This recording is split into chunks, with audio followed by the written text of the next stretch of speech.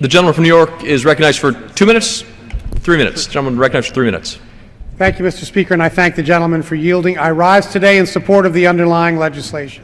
Although this compromise is far from perfect, it is a step that must be taken in order to provide financial relief to American students and their families.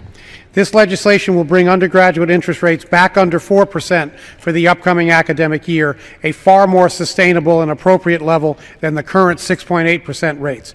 Graduate students and parents will also benefit from lowered interest rates within this bill. Importantly, and in contrast to the bill that previously passed the House, the legislation also locks in those interest rates for the lifetime of each annually dispersed loan, providing student borrowers with critical consumer protections and a measure of predictability. Finally, this compromise provides interest rate caps for all student loans, offering an essential safety net to protect students and their families from the whims of market-based rates. While this isn't a bill that I would have written, we must all recognize the urgency of our current situation and pass it today. Classes are starting at many institutions within just a few weeks.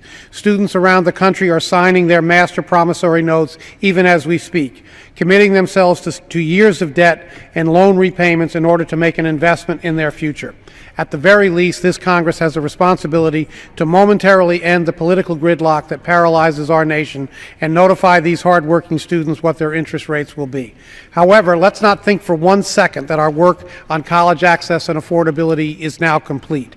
With the Congressional Budget Office projecting interest rates of 10-year Treasury notes, the baseline that determines student interest rates, projected to rise significantly over the next 5 years, we must work proactively and cooperatively to ensure affordable student interest rates not only for present students but future students as well. American student loan debt now stands at more than $1.1 trillion, and it continues to rise.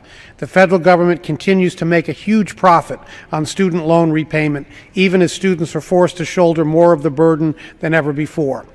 Reducing our deficit on the backs of students is simply not right, especially when considering the broader economic impact of saddling students with untenable amounts of debt.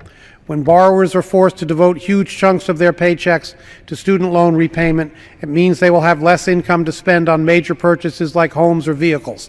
They are less likely to start a business. They are less likely to invest in retirement accounts or the stock market. All negative economic indicators that will affect our economic prosperity now and into the future. Mr. Speaker, a college education has represented a path to the middle class for millions of American families. Taking direct action to bring down the cost of a college degree by lowering student loan interest rates is a step in the right direction. I urge my colleagues to support this bill. I yield back the balance of my time. Gentleman from New York.